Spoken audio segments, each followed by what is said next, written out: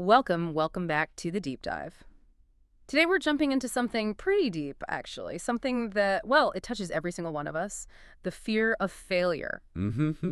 It's universal. Right, that little voice, that hesitation that just stops you in your tracks sometimes. It's often unspoken, but it can be incredibly powerful. Definitely. And we're exploring this through a really powerful piece by someone named Denzel called Unpacking the Fear of Failure, A Path to Growth. What's really interesting about Denzel's take is that it's not academic. Exactly. It comes from lived experience. He's faced setbacks, had to rebuild.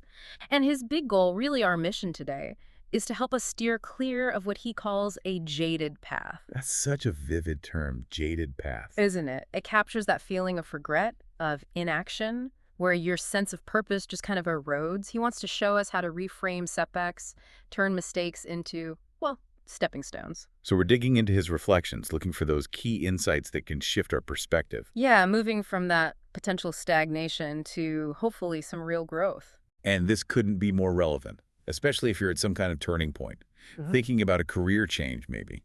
Or navigating something tough personally. Right, or even if you're literally starting over after something big, something damaging. Denzel's insights aren't just theory, they're like a practical framework. Actionable, you mean? Exactly. Actionable. Helping us get why we feel this fear so strongly. Not just that we feel it. It's like he's offering a way to build a bridge, away from that cynicism, that resignation of the jaded path. Okay, so let's get into it. Denzel starts by describing this fear as universally woven, yet as silently restrictive. I love that phrasing. Me too. It's everywhere but hidden. It silently shapes our choices. And he says it turns potential stepping stones into these, like, insurmountable walls. A mistake isn't data. It's a definitive stop sign. Boom. End of the road. Which is the first step onto that jaded path he warns about. You hit the wall, you stop trying. And then there's the perfectionist trap. This really resonated with me. Oh, absolutely. It's not about high standards, is it? It's about chasing the flawless. Which is impossible. And he says it leads to analysis paralysis. You just freeze. Right. You're so terrified of one tiny misstep that you can't move, you can't create. And the result, missed experiences. Think about that for a second, listening right now. How many things might you have tried if you weren't so scared of messing up? It's classic self-sabotage. The very pursuit of perfection guarantees you fail to even launch. You're trapped in inaction, in regret. Which is the essence of that jaded path. Precisely. And Denzel nails the core issue. We see failure as an endpoint, a final verdict on us. Is there a term for that, like scientifically? Yeah, it's called aticophobia. It's an intense, often irrational fear of failing. It's not just preferring success, it's a crippling dread. Crippling how? Like physically? It can be. Think increased heart rate, shortness of breath, just thinking about failing, nausea, trembling sometimes, an overwhelming urge to just get out of any situation with risk. Wow. So it shows up as procrastination, avoiding things. Exactly. Or even self-sabotaging, maybe unconsciously, just to confirm the fear and avoid the uncertainty of trying. And Denzel's motivation, his drive to help people avoid this jaded path, it comes from seeing how this traps people, right? Completely. He sees people stuck in regret, in the what-ifs, totally inactive. Imagine looking back and just seeing missed chances, feeling bitter. That's the path he wants to help us avoid. He sees it as this slow chipping away at your spirit, leaving you feeling kind of hollow, resigned. A tragedy he believes is preventable. And he really highlights how this fear gets amplified for certain people. Yeah, especially those in recovery, from addiction, trauma, maybe a major health crisis, financial ruin, or anyone starting from scratch after a profoundly damaging event. Like a relationship ending or losing a business. Exactly. For them, the stakes feel astronomical. Risking another stumble, it feels overwhelmingly daunting. Because they've already lost so much, maybe. Self-respect, trust, stability. All of it. The idea of repeating that pain, it's paralyzing. It's not just fear of failing at a task, it's fear of, like, total annihilation of the progress they've fought for. So for them, confronting this fear isn't just helpful. Denzel says it's absolutely vital for true healing and progress, because the alternative, giving in to the fear, leads straight to that jaded life. It's about survival, really, survival of the spirit. That link between the jaded path and the amplified fear for those rebuilding, it's powerful. So let's go deeper. The psychology behind the stop sign. Why do mistakes feel like the end of the world? It's a great question. Denzel points to a few key sources. One big one is learned behavior and our need for external validation. Meaning how we were raised. Often, yeah. If you grew up where mistakes brought harsh criticism, punishment, or even just, emotional withdrawal. Like getting yelled at for spilling something instead of just shown how to clean it up. Exactly. Or getting a B and seeing disappointment, not encouragement for the effort. In those environments, anything less than perfection was deemed unacceptable. So you learn, subconsciously maybe, that your worth is tied to not messing up. Precisely. One's worth is inextricably linked to their achievements and flawless execution. Your value feels conditional. You only feel okay if you're perfect. And that leads to constantly worrying about judgment. A pervasive anxiety about being judged? Absolutely. Always worried that one slip-up will expose you as inadequate, leading to rejection or shame. You internalize that critic. You do, and it becomes the loudest voice in your head, constantly scanning for potential criticism. Think of the energy that takes. It just drives you further down that path of self-doubt. Okay, so learned behavior is one piece. What else? Another is our basic human desire for control and predictability. We like order. We like knowing what's coming. We plan things out. Makes sense. Failure messes with that. Yeah, It's a loss of control and unexpected deviation. And that uncertainty, it's unsettling. So our brain tries to protect us. Right, but it often overreacts. It amplifies the potential negative consequences, making them seem way worse, far more catastrophic than they truly are. Yeah. It's like a faulty alarm system. Is that what's called cognitive distortion? Exactly. Yeah. Our thinking gets skewed. Catastrophizing is a big one. Yeah. You make a small mistake at work and instantly think, I'm going to get fired. Instead of, okay, how do I fix this? Right. Or all or nothing thinking. If it's not perfect, it's a total failure. Your brain feeds you these worst-case scenarios, so why would you risk trying anything? It becomes a self-fulfilling prophecy of staying stuck, cementing that jaded path. And this whole landscape, the learned behavior, the need for control, the distortions, it's perfect soil for that perfectionist trap Denzel talked about. Right, where perfectionism plus the fear of failure becomes debilitating. Totally. You set these impossibly high standards. Sometimes you can't even define them, but you feel them. And the thought of not meeting them causes massive anxiety. Immense anxiety. Crippling dread, almost. It overshadows everything else. Leading to that analysis paralysis. Yes. That endless cycle of overthinking, planning, replanning without ever taking decisive action.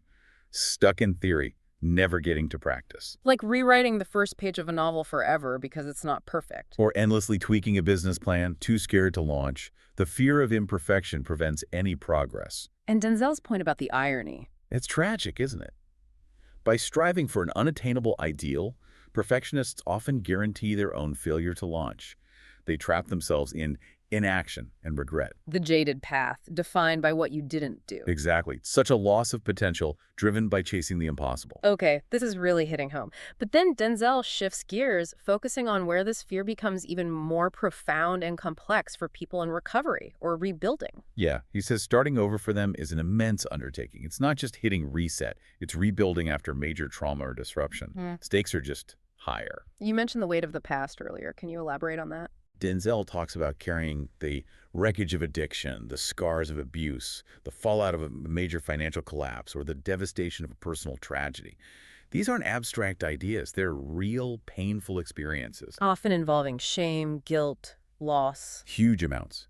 And that past, with all its painful lessons and perceived failures, casts a long shadow.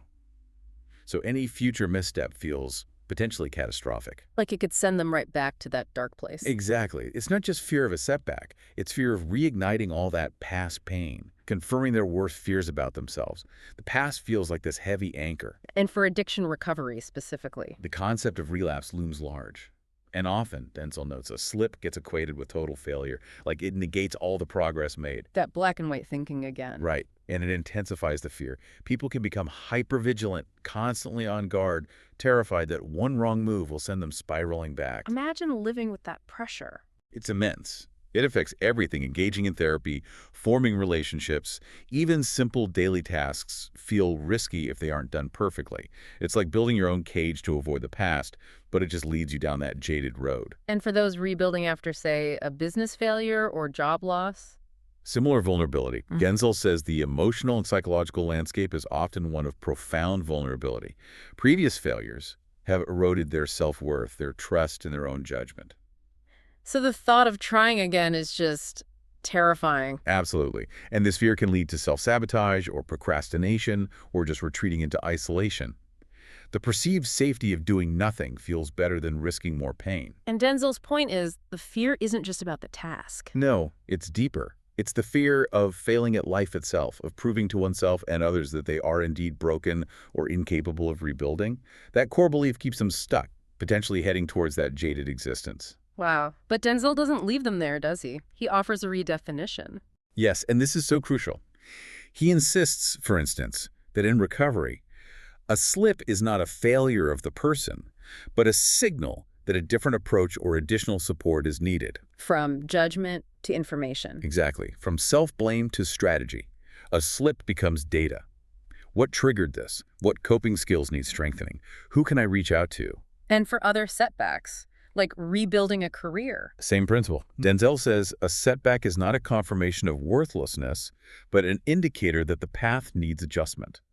It acknowledges that rebuilding is inherently iterative. Meaning it's a process of trial and error. Yes, trial and error, adaptation, resilience. It's supposed to be messy. So embracing that messiness is the key. Denzel argues embracing this reality rather than fighting it is the first step towards transforming fear into a catalyst for genuine, sustainable progress. Let go of the idea of a smooth path. Accept the detours. Because that reframing, seeing slips and setbacks as learning opportunities, that's what gets you off the jaded path. Precisely. It allows you to keep moving forward, understanding that every stumble contains valuable information for your unique journey. Okay, so how do we actually do this? How do we make that shift Denzel talks about, moving beyond paralysis? Well, he offers this really different lens, seeing failure not as a definitive end, but as a crucial data point. Ah, the scientist analogy. Exactly. Think about it. A scientist's hypothesis fails. Do they quit? No, they figure out why it failed. Right. The failed experiment provides invaluable information. It guides the next attempt. They don't take it personally. They analyze the data objectively. What went wrong? What variables were off? What did I learn? So apply that to life. Yeah. Denzel says every misstep, every unmet expectation, every perceived failure offers a wealth of data. We need to adopt that curious, objective mindset. Like when a recipe goes wrong, you don't swear off cooking forever. You figure out what to adjust. Perfect analogy. It requires a real conscious effort, though, to detach our self-worth from our outcomes. That's the hard part, isn't it? Believing our value isn't tied to success. It is hard. We have to keep reminding ourselves, our inherent value as individuals is not diminished by a failed project, a rejected idea, or a personal setback. Those are events, not definitions of who we are. So instead of beating ourselves up, we get curious. Yes. Ask those non-judgmental, scientist-like questions. What specifically went wrong here? What actions or assumptions played a role? What could I do differently next time? What did this reveal about me, my strategy, the situation? Moving from destructive self-blame Which keeps you jaded and stuck, to constructive, curious inquiry and strategic adjustment. which is empowering. It makes you a better problem solver, a more resilient person. And this mindset, seeing failure as data, it builds resilience naturally. Absolutely. When you accept setbacks as inevitable, as part of the learning process, they don't derail you as easily. You pivot, adapt, apply the lessons. Exactly. Think about tech companies releasing beta versions. They expect failures, they gather user feedback data, and they iterate. That cycle of trying, failing, learning, and trying again is the very engine of innovation and personal development. It's the opposite of the jaded path's stagnation. Totally. It's active growth. And this is especially powerful for those rebuilding. Hugely empowering, Denzel emphasizes. A relapse. It's not proof you're broken. It's critical data about triggers, coping mechanisms, or needing different support. A signal to adjust the strategy, not give up. Right. A career setback. Not proof you're inadequate, but an opportunity to reevaluate strategies, network differently, gain new skills, maybe even find a better path based on what you learned. So it's about reclaiming agency. Yes. Transforming personal failing into actionable insights for a stronger, more sustainable future. Recognizing the journey isn't straight, and every stumble holds potential for future success if you look for the data. That shift is massive, Wow. from victim of failure to student of failure, almost. Well put. So, building on that, Denzel brings us to what he sees as the ultimate choice, operating from a place of fear or from a place of faith. And he makes that simple but profound point. For either to be a dominating factor, There must be some sort of belief in them. You choose what you empower. What does he mean by fear and faith here, specifically? Fear, as we've discussed, is that motivator towards paralysis and avoidance. It feeds on uncertainty, on imagined worst-case scenarios, on that belief your worth is contingent upon flawless performance. It shrinks your world, keeps you on the jaded path. Definitely. It Don't. tells you you're not enough, the world's too risky, safety's in hiding. And faith. Faith is different. It's a belief in something unseen, a trust in a process, a higher power, or, crucially, one's own inherent capacity for resilience and growth, even in the face of adversity. So it fosters action, helps in uncertainty. Yes, because it asserts your worth is intrinsic, not based on outcomes. It allows you to move forward, trusting you can handle stumbles, learn, recover. It's an active trust in your journey unfolding. He brings in a quote from Denzel Ray here, right, about discipline. He does. Denzel Ray said, "Goals on the road to achievement cannot be achieved without discipline and consistency." It's not explicitly fear-faith, but it speaks to that power of persistent action. Showing up, doing the work, even when it's uncertain. Exactly. Trusting the effort matters. It encourages moving beyond the immediate fear, embracing the journey with resolve. It's faith in the process, faith in your ability to persist. And then Denzel shares something very personal, his framework of living life through God's memory. Yeah, and he's clear this isn't passive. It's an active engagement with a spiritual framework, giving strength, guidance, purpose. What does it mean to him, living through God's memory? It means seeing every experience, every challenge, every perceived failure as part of a bigger divine plan, a lesson, a path being revealed. Recognizing a guiding force that remembers your potential, even when you forget. That's the essence, that you're not alone, and there's a deeper purpose, a benevolent force holding on to your true potential. Even if someone doesn't share that specific belief, is there a takeaway? Absolutely. The core insight is about cultivating that sense of intrinsic worth and purpose that goes beyond immediate results. Trusting your inner resilience, your inherent value, believing your potential remains, like a blueprint, even when you lose sight of it. That perspective helps avoid the jaded path because setbacks become purposeful, not just random disasters. Exactly. It reframes everything. It's a call to remember your own inherent value, always. But he's realistic too, right? He knows it's not easy. Oh, absolutely. He acknowledges anything worthwhile is rarely easy. The path is messy, filled with detours, demanding patience and perseverance. There will be doubt, fear creeping back in, slow progress. Inevitably. Those aren't signs you're failing. They're just part of the process, part of any meaningful journey. And that's where faith comes in as the anchor. Precisely. It's the belief that even when you stumble, you are still on the right path, that every step contributes to the larger tapestry of your life. Committing to the process, trusting the destination, even if it's not exactly what you planned. That commitment is the absolute antithesis of the jaded path. It turns the journey, even the tough parts, into something purposeful. It ensures you keep moving, guided by that deeper sense of strength and purpose. Wow. What a deep dive this has been. Yeah. Really getting into Denzel's perspective. We've covered so much ground. You really have. From unpacking that pervasive fear, seeing how the perfectionist trap leads straight to that jaded path he warns against. And especially understanding the intensified burden for those in recovery or rebuilding. Right. But then exploring his powerful solutions, viewing failure as data, like a scientist, that's a game changer. It really is. Yeah. Shifting from blame to learning. And finally, that fundamental choice, operate from fear or operate from faith, however you define that for yourself, grounded in Denzel's own idea of living through God's memory.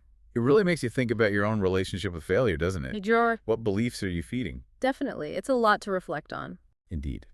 And maybe a final thought to leave you with, building on Denzel's ideas. Consider this: if you truly embrace that concept of inherent worth, of living through God's memory or whatever holds that space for you, how does that change how you see your biggest past failures? Do they stop being stop signs? Do they transform into something purposeful? We be critical, even divinely guided data points on your unique path. It's an invitation, really, to actively use Denzel's framework, to step off any jaded path you might be on and move towards a future defined by purpose, growth, and, well, potential.